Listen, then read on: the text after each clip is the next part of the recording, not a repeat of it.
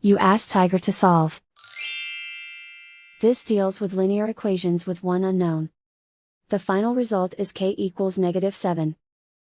Let's solve it step by step. Simplify the expression.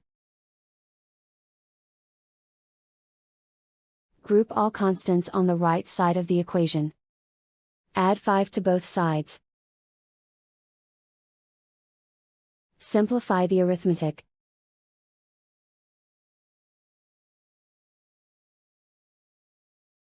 Convert the k into a positive number. Multiply both sides by -1.